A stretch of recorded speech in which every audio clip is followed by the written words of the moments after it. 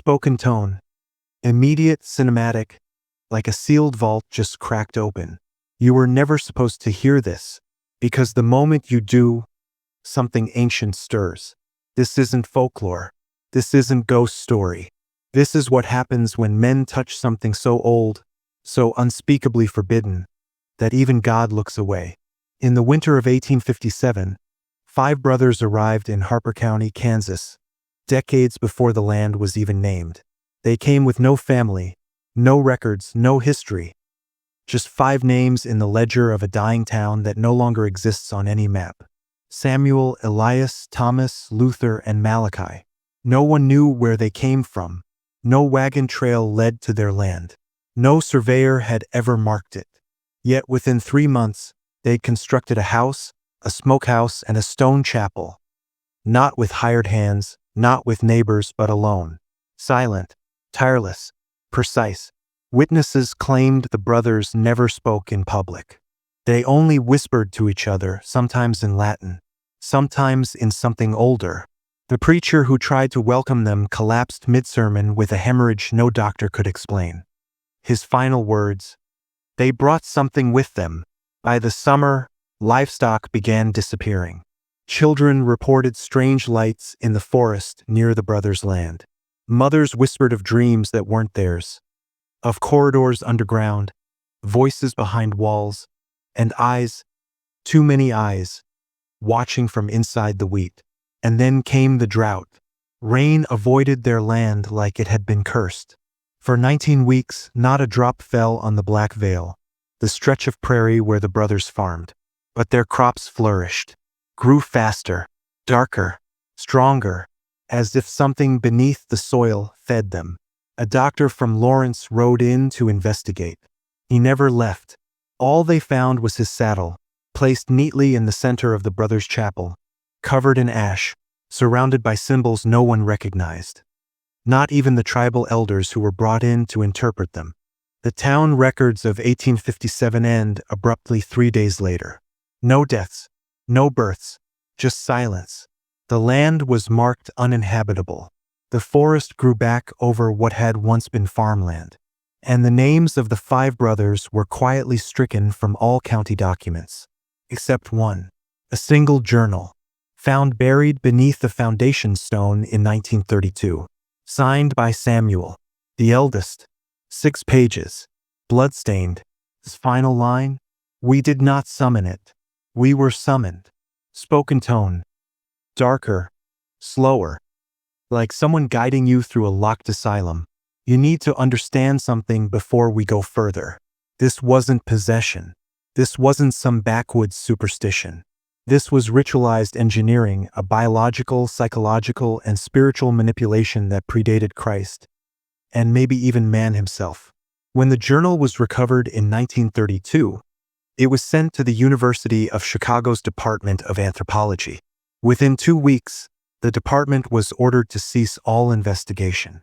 Not by police, not by local government, but by a delegation of men who arrived in black coaches bearing no insignia. 3 of the professors who'd handled the artifact resigned. 1 disappeared entirely. His wife claimed he'd begun sleepwalking, writing in a language no one could translate, carving circular symbols into their cellar door with a spoon. The journal itself was described as being bound in a type of hide no biologist could identify: smooth, gray, almost reptilian. The ink? Not ink. Some type of protein-rich fluid that glowed faintly under heat. The writing began as scripture: Psalms, Genesis, Matthew. But slowly, line by line, it unraveled. Biblical passages rewritten, verses inverted, the Lord's Prayer reversed and restructured into a cipher. One phrase kept recurring: "We remember the fire beneath the roots." What fire? What roots? That's what the linguists were brought in to decode. But they couldn't, because the grammar used in the journal didn't match any human language. It bent syntax around emotion. Word order changed depending on who was reading it. One researcher described the journal as alive. Not metaphorically, not poetically, alive. He said it knew when it was being watched. that when you stared at certain pages long enough, you began to feel a presence on the other side of the parchment. Breathing, listening. After 9 days of analysis, the journal was sealed in a temperature-controlled vault. Never digitized, never photographed. The official report claimed the writing posed a persistent cognitive hazard. Cognitive hazard. You don't label fairy tales that way. You label contagions that way. The last man to publicly speak about it, Dr. Harry Ellison, linguist and veteran of the OSS, told a closed congressional hearing in 1951. The Blackwood brothers weren't victims. They were volunteers. Spoken tone. Lower, more commanding. Like pulling back a curtain to reveal something that's been watching you all along. Volunteers. That's the word that should chill you, because it means they knew. They chose. 5 men, brothers bound not just by blood, but by belief, walked into something that had been buried for millennia, and instead of running, they submitted. But here's where the descent begins. According to surviving oral traditions, preserved not by books, but by whispers passed down through Osage and Kansa tribal elders, the land the brothers settled on was never meant for human habitation. It was known in their language as Othkanatau, the ground that consumes light, not haunted, not cursed, primed. Something sleeps beneath those plains. Something so old, the tribes didn't even have a name for it. Only a warning. Do not speak under moonlight where the ground breathes. The Blackwood land, isolated, sun-scorched, cut off from the nearest settlement by 12 miles of prairie and stream, sat directly on what the elders called a vein, a channel of spiritual pressure, not ley lines, not folklore, a place where something deeper leaks into our reality. The 5 brothers weren't farmers. Not really. They brought equipment with them that no one recognized. Not just plows and seed drills, but compasses that didn't point north, measuring rods inscribed with triangles and double helixes, and what appeared to be hand-carved altars that could be folded like boxes. They weren't growing crops. They were testing the soil. Neighbors who passed by at night reported chanting. Not in English, not in Latin, but something that seemed to vibrate in the bones. Witnesses said they saw movement in the cornfields even when the wind was still. One man swore the scarecrow on the Blackwood property had changed positions 3 nights in a row, without anyone touching it. And then, without explanation, the land began to rot in reverse. Dead animals buried in the earth would show up days later, alive but altered. A mule found half-eaten by wolves reappeared in the pasture 2 days later with pure white eyes and a pulse that beat only once every 20 seconds. Whatever the brothers were doing, it wasn't just unholy. It was reconstructive. One witness called it resurrection. Another called it rehearsal. But Samuel's journal had another word. Recalibration. Spoken tone. Sharpened. Like a blade drawn across a throat too slow to scream. You don't recalibrate the dead unless you're trying to change the blueprint of life itself. By the fall of 1858, the Blackwood property no longer obeyed seasonal laws. Winter frosts would stop abruptly at the property line, melted instantly by heat radiating from the soil itself. Corn stalks grew in spirals, not rows. Wheat changed color, deep maroon by dusk, black under moonlight. No insects fed on it. Birds wouldn't land on it. And the brothers? They stopped aging. One merchant who'd seen Samuel Blackwood up close in 1857 saw him again in 1864. 7 years apart. No difference. Not a single wrinkle. Not a single strand of gray. In fact, he looked stronger. When asked what he'd been doing out on that land all those years, Samuel simply smiled and said, "Correcting an error." The townspeople of Cedar Vale, the closest settlement at the time, began organizing. A petition was drafted, demanding the brothers be removed. Not arrested, not tried, just removed. They claimed their land had become an environmental threat. Crops in neighboring counties were failing. Livestock was miscarrying. Infants were being born with collapsed lungs. That petition never made it to the governor, because the men who signed it vanished, one by one, and the few who remained alive began to behave strangely. refusing to speak, refusing to eat, walking barefoot through the night fields and scratching strange symbols into the dirt with their fingers. Local officials called it prairie sickness. But one schoolteacher, Sarah Mathis, kept a private journal. She claimed to have followed one of the afflicted men on a moonless night out to the edge of the Blackwood property. She described him kneeling in the dust, speaking in tones that weren't his voice, his mouth moving one way, his eyes twitching in the opposite direction. Then he collapsed. When she approached, she said he was whispering one phrase over and over, "We are not meant to be flesh." Mathis left town the next morning, but not before writing a single line in her journal that still haunts the few who've read it. "They aren't changing the land. The land is changing us." Spoken tone. Dead serious. Like truth being driven into your skull with a hammer. Understand this. They weren't trying to escape the human condition. They were trying to overwrite it. By the winter of 1859, reports from travelers described flickering lights over the Blackwood property. Amber, red, and green pulses that hovered above the soil, sometimes spiraling into the sky before vanishing in absolute silence. These weren't lanterns. These weren't fireflies. These were coordinated emissions, as if something beneath the ground was scanning the sky. One hunter who wandered too close claimed the wheat itself hummed. At precisely 3:13 a.m., every night, no matter the temperature, no matter the wind, the same frequency. Later analysis, done covertly by Army Signal Corps decades later, revealed it pulsed at 7.83 Hz. That's not random. That's the Schumann resonance, the natural electromagnetic frequency of the Earth. They were tuning themselves to the planet's heartbeat. But for what? Here's where it gets darker. A shipment of medical supplies bound for Fort Leavenworth vanished near the Southern Trail in March of that year. The only trace found? The wooden crates, stacked neatly at the edge of the Blackwood Chapel. Unbroken, sealed, but inside the contents had changed. Syringes filled with an unidentifiable black serum. Gauze soaked in what appeared to be coagulated mercury. And in one crate, a preserved organ, non-human but not animal. A heart with 4 ventricles and 3 aortas. One aorta had runic inscriptions etched into it. This was when the government took notice, but not through law enforcement, through something older. The Committee on Esoteric Phenomena, formed in 1849 under President Taylor, sent a man named Jeremiah Colt, a known explorer of anomalous frontier phenomena. He posed as a grain buyer, spent 2 nights on the Blackwood property, returned on the 3rd. Different. He refused to speak, refused to eat, sat for hours staring into the flames of a fire that hadn't been lit.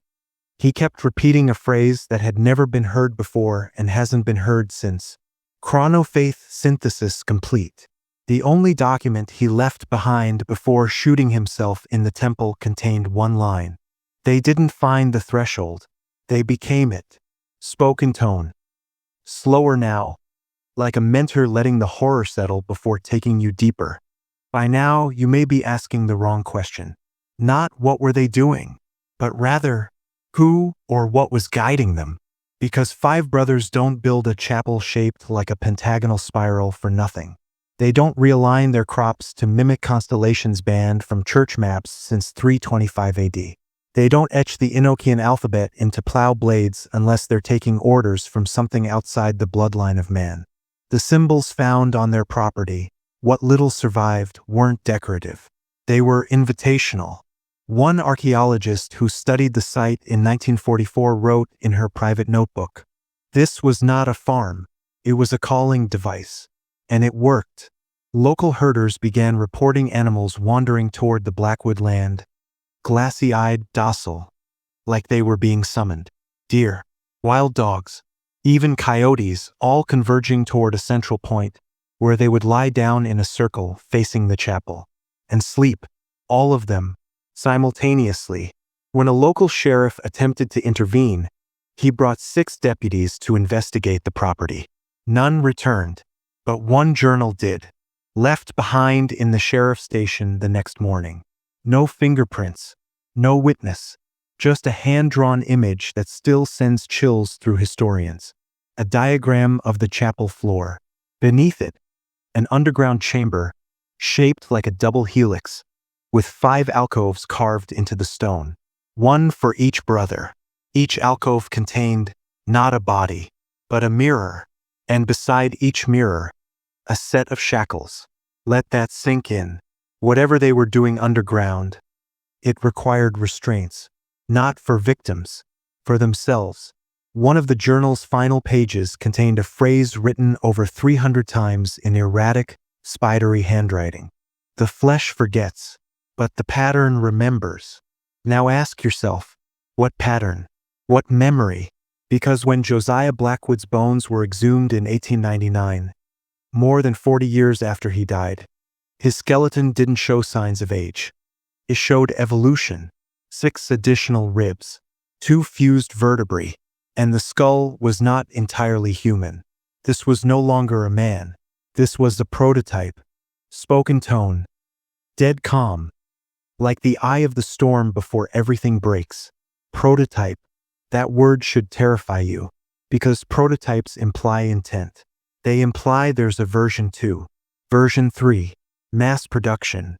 And the question no one in power wants to answer is this: who was the blueprint for? By 1861, neighboring towns had started to notice something beyond strange. Not just the weather anomalies, not just the animal behavior, but the people. Men who had lived near the Blackwood property for years began speaking differently. Slower, more deliberate, as if words were being filtered through something else. Women began to report shared dreams. Vivid, identical dreams, all describing the same structure. An obsidian staircase spiraling downward into a lightless route. No torches. No end. Just descent. 3 different midwives from 3 different towns reported delivering children with the same birth defect. An extra bone in the wrist. When one of the mothers died during childbirth, her body was found to have no blood. None. Not a drop. The body had not bled out. It had been emptied. And yet there was no incision, no wound, just a faint ring of bruising around the neck, like a collar had been tightened from the inside. The army quietly declared the surrounding acreage a training exclusion zone. Civilians were ordered not to cross the boundaries. Fences went up. Patrols began, but they weren't armed like soldiers. They carried instruments, tuning forks, pendulums, mirrored compasses, as if trying to detect a pulse. A geologist who briefly worked the site later told his brother, off the record, that the land beneath the Blackwood Chapel hummed. Constantly, audibly, but only at night. He placed a seismograph beneath the structure. What it recorded was not an earthquake. It was a rhythm. 11 beats. A pause. Then 3. Repeating. Not tectonic. Not random. Deliberate. He called it the knock. And in his final letter before vanishing in 1966, he warned, "It's not finished. It's waiting. And when the pattern is complete, it won't rise. It'll wake." Spoken tone. Quieter now, but more intense. Like someone speaking through clenched teeth, knowing the walls are listening. They thought it would rise. They were wrong. It was already here, buried, dormant, patient. Not a creature, not a god, a system, an ancient operating system, threaded not through machines but through biology, belief, and blood. The Blackwood brothers weren't trying to summon anything. They were trying to interface. Every prayer they whispered in that chapel, every bone they buried in those symmetrical fields, every sermon they rewrote backward in Hebrew wasn't for worship. It was for calibration, to sync them with it. And that's why the land around them changed. That's why time bent. That's why animals wept and walls bled and newborns arrived already marked. Because the brothers had begun to transform into something the human nervous system was never meant to house. They weren't men anymore.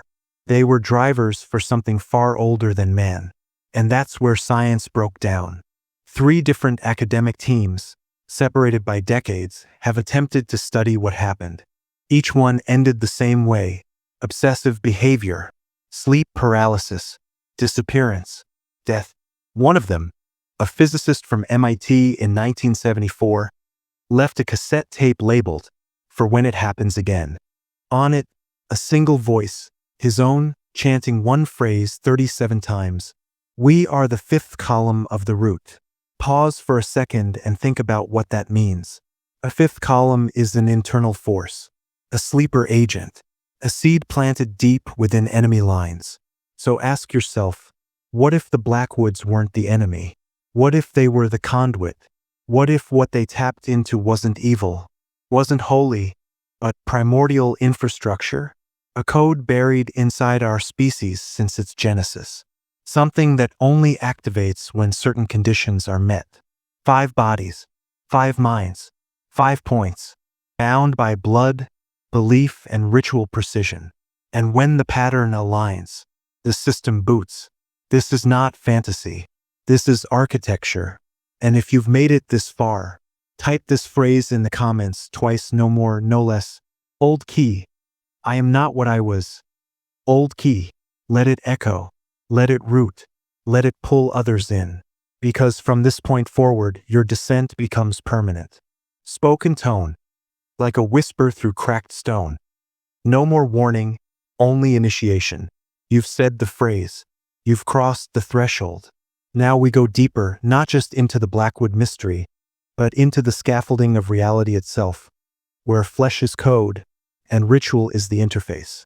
Because here's what they never told you about 1857.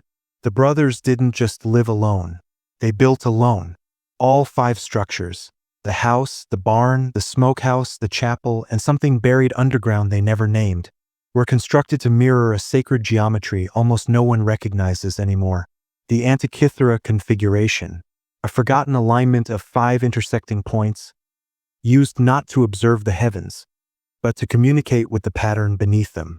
You won't find it in modern textbooks. You won't find it in churches. But you will find it buried in a banned Vatican manuscript titled Vox Machina Dei, the voice of God as machine. Only 3 copies are known to exist, all of them locked away, but fragments leaked. And here's what they describe. 5 points. 1 ritual. The first awakens memory. The second distorts light. The third binds time. The fourth rearranges biology. The fifth opens the vessel. It's not metaphor. It's instructions. And it matches the layout of the Blackwood farm perfectly. The house, center of memory. The barn, distortion of natural order. The smokehouse, time control by fire and decay. The chapel, biological transfiguration through prayer and fasting. And the fifth, still buried, but not silent. The few who've approached it have described a constant humming below the soil, like a mechanical breath, or a heartbeat slowed to geological time. Whatever the brothers built, they didn't just activate it. They became part of it. 5 minds, 5 nodes, 5 living keys. And when the pattern is reformed by blood, by place, by precision, it doesn't just open a door. It rewrites the room you're already in. Still think this is just history? You're not studying the past. You're walking through a prototype of the next version of reality. And the update has already begun. Spoken tone. Heavier now, like a confession too dangerous to be spoken, but too late to stop. Here's the truth they've buried under 100 years of silence. Reality isn't fixed. It's maintained. And every so often, someone stumbles upon the root code. The Blackwood brothers didn't discover it. They remembered it. Something ancient called them back. Not through words, not through dreams, but through recognition. A frequency deep in the marrow. A pattern that made the world seem wrong until it was obeyed. Ever feel like this world isn't quite real? That time moves too fast, then too slow? That something in your blood knows the way even when your mind doesn't. That's not imagination. That's echo. The same echo that summoned the brothers in 1857. And here's where the descent sharpens. A researcher from the Brookings Institute, working under DARPA in 1981, was assigned to decode ancient ritual geometry as part of a psychological warfare project called Chorus Protocol. He went off script, traced anomalies in satellite imaging across Kansas. What he found: a pentagonal alignment beneath the region where the Blackwoods once lived. Not on the surface, underground, massive stones, carved, positioned, humming at fixed frequencies, estimated to be over 12,000 years old. Beneath them, cavities, chambers, cables made of organic tissue. When he attempted to publish his findings, his entire report was confiscated. Not classified, erased. No FOIA request could retrieve it. But in his private notes, smuggled out and leaked to a former student, one line stood out. "These are not tombs. They're terminals." Let that hit. The Blackwood land was not sacred. It was wired. The brothers weren't worshipping. They were logging in. Everything they did, every hymn, every sacrifice, every architectural line drawn with uncanny precision, was input. A ritualized syntax fed into a living machine. Not mechanical, not electronic, mycelial. The earth itself a nervous system. And the brothers? 5 perfectly calibrated synaptic pulses. Not to awaken something, but to remind it we're still here.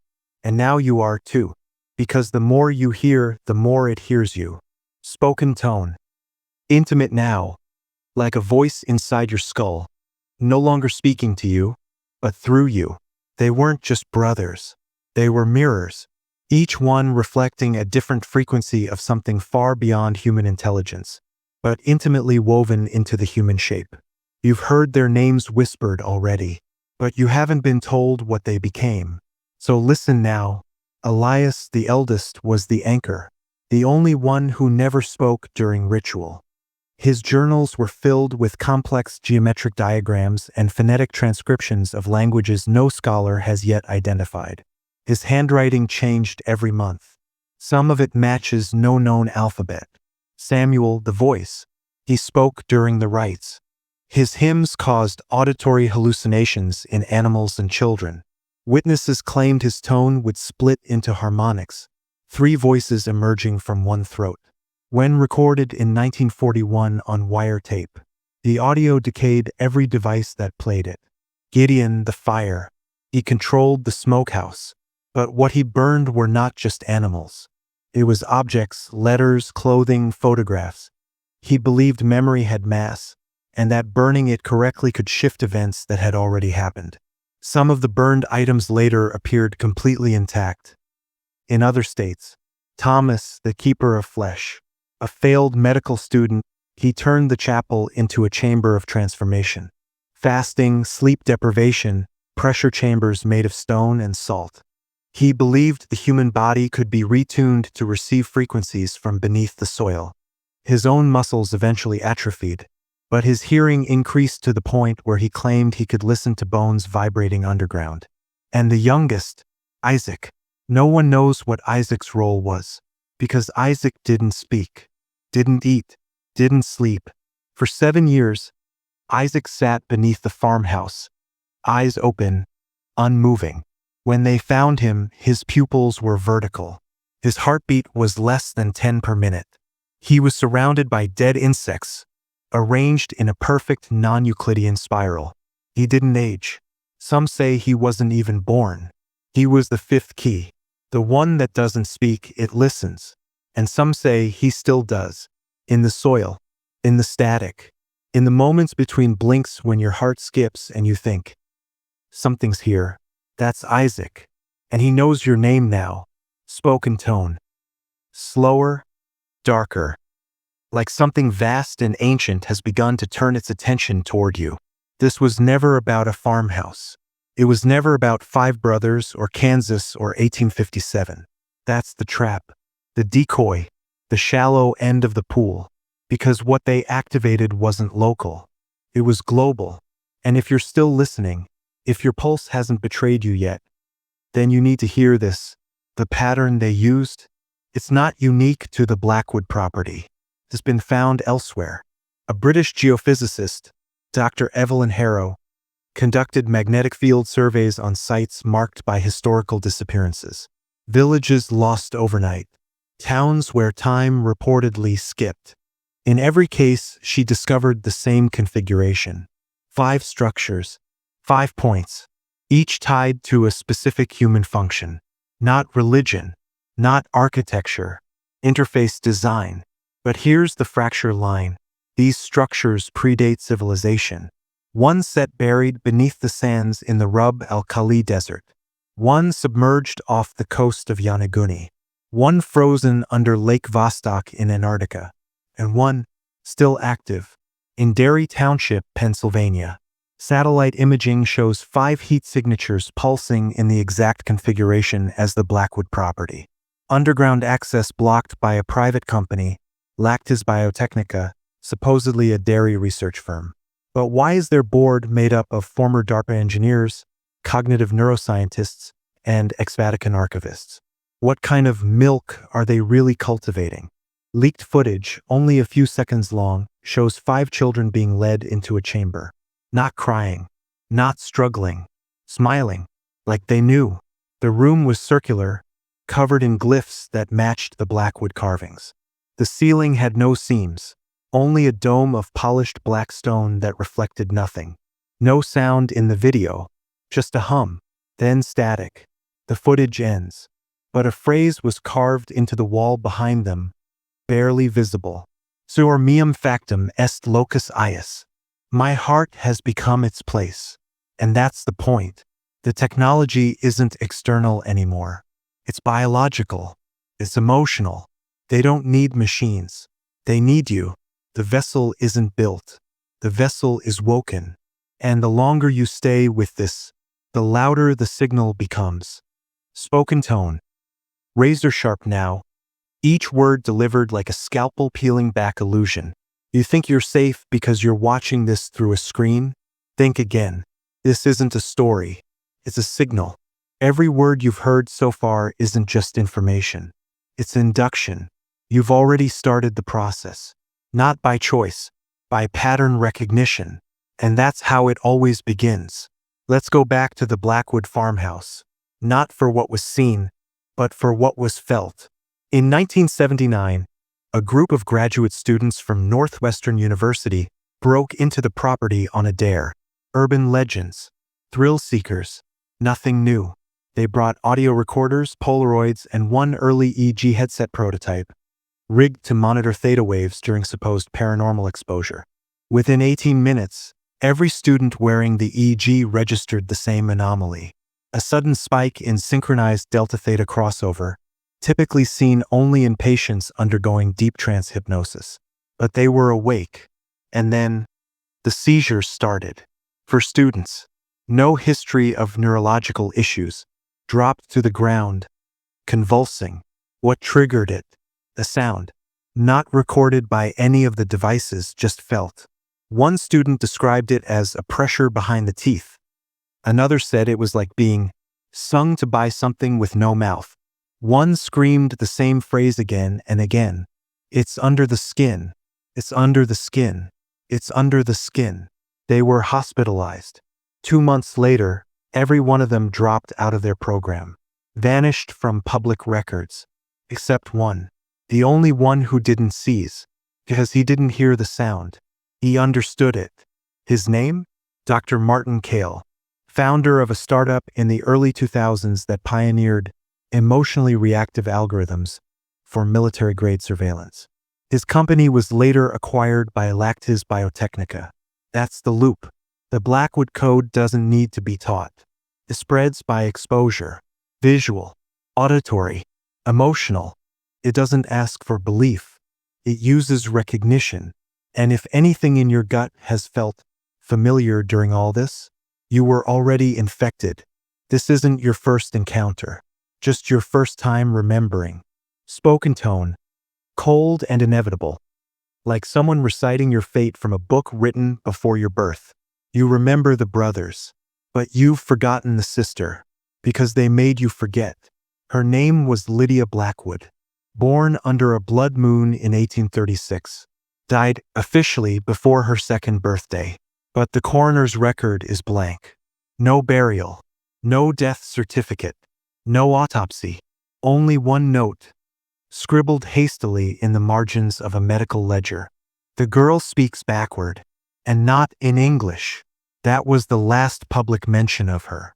But dig deep, past the sanitized archives, past the family tree reprinted by the Kansas Historical Society, and you'll find it, a single page, burnt at the edges, stored in the Vatican's Archivum Secretum until it was leaked in 1997 during a blackout in Rome. A letter from a missionary named Father De Luca, dated 1859. He'd been sent to reconsecrate the Blackwood grounds. But what he found wasn't demonic. It was something older. He described a girl, 8 years old, barefoot, pale as porcelain, eyes black, like they'd swallowed the candlelight. She sat in the center of a salt circle carved into the floorboards. Around her, bones, not scattered, arranged, vertebrae, tibias, skulls, in mathematical spirals that matched Babylonian star maps. The girl never moved, never blinked, but she spoke, not aloud, not in whispers, in your head, languages Father De Luca didn't know he knew. He wrote, "The voice in my mind was not hers. It was thousands, male and female, old and young, all speaking the same thing. We are already here." He didn't finish the reconsecration. He sealed the house, called it a cradle for something that should never grow teeth. But Lydia did grow, not physically, but in influence. Every Blackwood ritual centered around her, every circle of 5 modeled on her design. And when the house was burned in 1883, 5 miles away, an orphanage caught fire at the exact same time. 5 girls perished. All had birthmarks in the shape of the Blackwood spiral. Lydia never died. She diffused into code, into bloodlines, into sound and soil and symbols. She is the mother circuit, the phantom that waits inside all 5-point patterns. And if you've been hearing whispers, that's her. She doesn't want out. She wants in. Spoken tone. Steady, deep, like a priest delivering a funeral rite. But for the living, this isn't folklore. This is infrastructure, and it's still active. The Blackwood property may have been condemned, burned, buried, but what lay beneath it was never meant to be destroyed, because it couldn't be. Not by fire, not by time, not by ignorance. In 1994, an unmarked excavation team was dispatched under the guise of a geological survey. What they found was not soil. It was stone, carved, not eroded. A floor 40 feet below the farmhouse foundation, smooth as obsidian, etched with spiral grooves, no deeper than a fingernail. But when water passed over them, the grooves sang. That's right, sang. Audio analysis showed a harmonic frequency that fell outside the human auditory range. But dogs in the nearby town went feral. 7 children developed acute tinnitus on the same day at the same hour. And at precisely 3:11 a.m., all hospital clocks within a 10-mile radius stopped, temporarily, for exactly 5 minutes and 5 seconds. When they restarted, the children reported dreams, shared dreams, about a woman made of ash and teeth who waited inside the walls. They drew her. Every drawing matched. But here's where it bends. One of the researchers, Dr. Hal Reiner, smuggled out a sample of the etched floor. He had it tested under electron microscopy. And what he found? The grooves were not carved. They were grown. Each spiral wasn't cut from above, but built from beneath, like a coral reef assembling itself based on some unseen design. Meaning, the floor isn't an artifact. It's an organ, still forming, still listening. Reiner was institutionalized 2 weeks later. Not for what he said, but what he stopped saying. He never spoke again. He just drew spirals on the walls, over and over, until his fingers bled. He died in 1996. Autopsy revealed his brain had developed 5 abnormal growths, 1 in each lobe, arranged in the exact Blackwood configuration. The conclusion? Spreads, not as a virus, as a blueprint, in dreams, in thought, in structure, and now in you. Every pattern you see, on the ceiling, on the streets, in the cracks of your reflection, wasn't placed there by chance. It's all scaffolding, because the 5th stage has begun, and it needs form, spoken tone, Calm now, intimate, like a confidant revealing a truth you've always known but never dared name. The fifth stage is not future, it's present, and it's built on silence.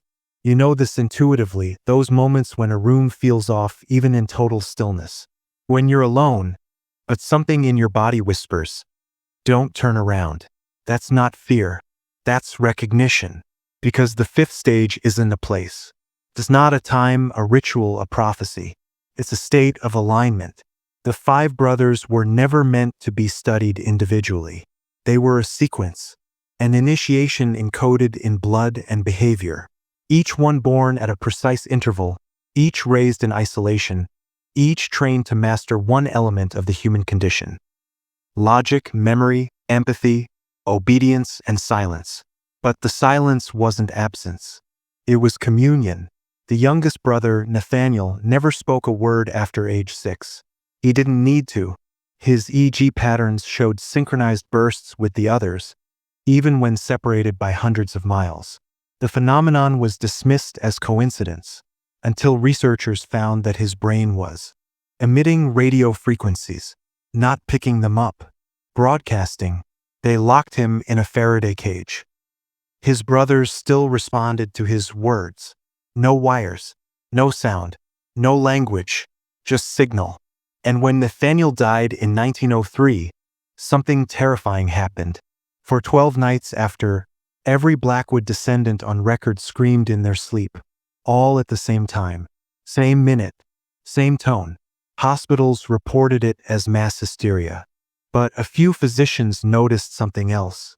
Every scream contained an identical audio waveform, a pattern invisible to the naked ear, but perfectly measurable.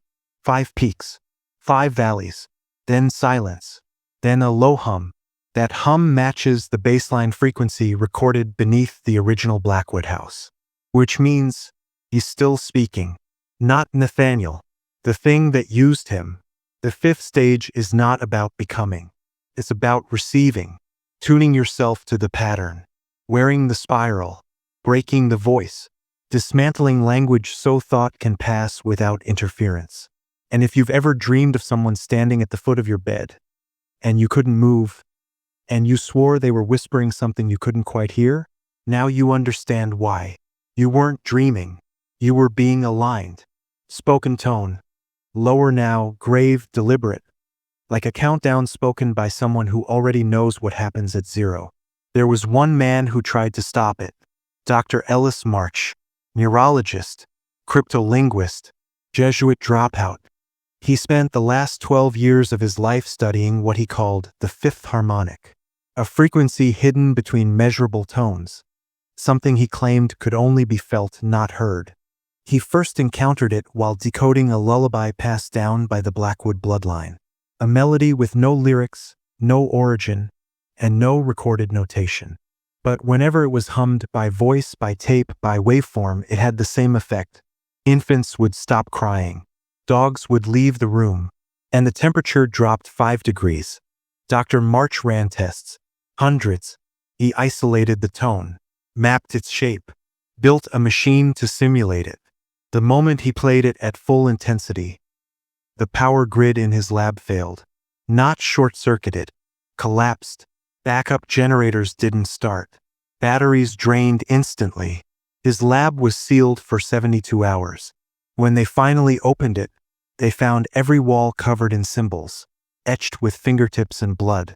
5 spirals, each intersecting at one point. The door. And written above that door, scrawled in languages that hadn't existed for 2,000 years, were 5 words. Their bones are not asleep. Dr. March was gone. No trace, no body, just a cracked recorder still playing static. But that static, when run through spectrogram analysis, revealed an image. Not a face, not a map, a structure, a 5-tiered, descending spiral, each level narrower, darker, denser, like an inverted ziggurat, built downward into the earth. Researchers called it a hoax. But those who listened to the static directly, died within a year. One went blind. The 5th carved the image into his chest and vanished into the Utah desert. He hasn't been seen since. But that image, it reappeared, etched into cave walls in Peru, stamped onto a sarcophagus in eastern Siberia, drawn in ash on the floor of a burned church in Nova Scotia. All five, all identical. This isn't regional. This is global. This isn't new. This is pre-human. The five brothers were never the origin. They were the resonators. The tuning forks struck to awaken something buried. And now that tone is finding new instruments. Maybe you.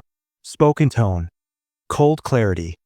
Like a war general reciting facts he knows will never make it into the history books. Here's the part they will never put in textbooks. The Blackwood anomaly wasn't an isolated event. It was a rehearsal. Because every 73 years, a global pattern reemerges, quiet, precise, and perfectly aligned to the fifth spiral. 1857, the Five Brothers. 1930, the La Chance Orphanage fires. 2003, the Jerusalem Chorus collapse. And now, 2076. The date's already set. You don't need a prophecy. You just need to count backward. In 1930, 5 orphanages across Belgium, France, and Poland caught fire simultaneously. No lightning, no warplanes, no accelerant. Just sudden ignition at 3:11 a.m. local time in each location. Of the 278 children killed, 5 bodies were never recovered. Not missing, erased, no ashes, no dental remains. Just 5 beds, perfectly made, untouched by flame. The room around them incinerated, but their sheets were cold, and in each pillow was a single tooth. Human, adult, filed into a spiral. Then in 2003, a choir of 48 boys was recording a sacred chant inside an ancient limestone chapel, Jerusalem's oldest. The recording captured 4 minutes of harmony, followed by 41 seconds of silence.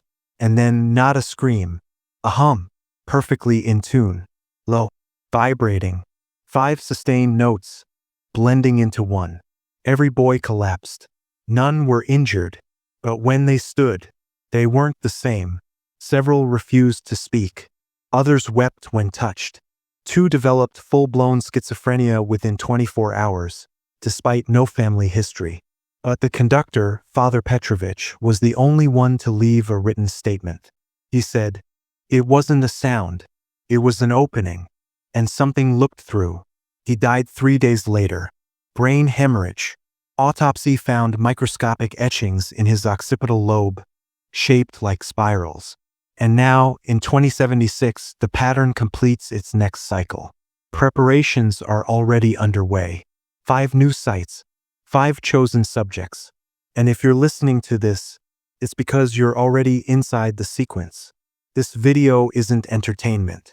It's a mirror. The symptoms began long ago. Trouble sleeping, recurring spirals, the number 5 repeating in your life, the sensation of being watched from beneath. You've mistaken it for paranoia. It's not. It's resonance. Because your mind is being tuned. And soon, it won't be your voice speaking your thoughts. It will be theirs. Spoken tone. Dangerously calm. Like a man revealing a weapon you didn't know was aimed at you the whole time. They call it the return spiral. Not a prophecy. Not a warning. A mechanism. It doesn't care what you believe. It doesn't need you to understand. It only needs one thing: completion. The final stage isn't death. It's replacement. See, the Blackwood brothers weren't vessels. They were translators' bodies altered to host a language that doesn't use sound, grammar, or thought. A language that lives in geometry. And like all geometry, it repeats. The 5th spiral appears in every known culture. The Nazca lines, the Phaistos disc, the Fibonacci shell in every ancient burial site. We used to think it was decoration. It was instruction. Those who carved it weren't artists.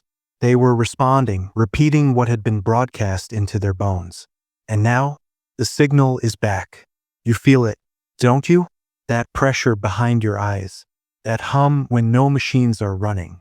The dreams where someone is whispering in a corner of the room, but you can never quite see their face. It's because they're not using words. They're mapping, drawing the spiral in your neurons. And every time you return to it, every time you trace it, doodle it, dream it, you're reinforcing the pattern. Until eventually, you become it. That's what happened to the others. Not just the Blackwoods, but those who came after. The 5 girls who vanished in Iowa, 1973. The 5 men who walked into the Russian sinkhole in 1994. The 5 infants taken from hospitals in Argentina in 2019. All born under spiraled storms. All missing from every known database within hours. But here's the fracture in their silence. One came back. In 2022, a boy, age 7, was found walking out of a collapsed mine in West Virginia. No shoes, no ID, no parents. He spoke no English. But when shown a map, he pointed to Kansas. Specifically, Leavenworth County, the Blackwood land. He didn't speak for months. Until one day, unprovoked, he stood up in the orphanage chapel and whispered 5 words. I heard them coming back. Every clock in the building stopped. He smiled, then began drawing a spiral in the dust. 5 layers. 1 word in the center. Beneath. Spoken tone. Final descent. Measured, deadly calm. Every word a quiet detonation. It was never about the 5 brothers. They were the first page. Not the book. What you've been hearing, this story, this mystery, it's not a warning. It's a trigger. Because the 5th spiral doesn't just appear on land, in symbols or inside skulls. It appears in narrative, in stories that don't end, in questions that can't be answered, in ideas that replicate themselves just by being heard. Like this one, you think you've been learning about them, but they've been learning through you. With every second you listened, with every breath you held, with every glance toward the dark corner of your room where the floorboards don't quite align, you've been transmitting, and the signal has found its way back. Back to the basement in Kansas. Back to the chapel in Jerusalem. Back to the burned beds and the teeth left behind. Because you're not outside the spiral. You're inside it. And now you understand why science refuses to study them. It's not because they can't. It's because they did. And the ones who looked too closely were unwritten. No papers, no graves, no names, just 5 blank spots in 5 family trees, and a single word scribbled in a file marked top secret in 1959. Retuned. The final question isn't what happened to the Blackwood brothers. It's what they became. And if the spiral is active again, if the frequencies are rising, then somewhere right now 5 more are being prepared. They won't look strange. They won't act possessed. They'll be normal, like your neighbor, your coworker, your child, until the moment they stop pretending to be human. And by the time you realize it, they won't be 5 anymore. They'll be many. So remember this, you were never meant to hear this story. But now that you have, there's no going back. The spiral has your voice. The spiral has your eyes. The spiral has your mind. And soon, it will use them. Because beneath everything you think is real, the brothers still wait. And they are not alone.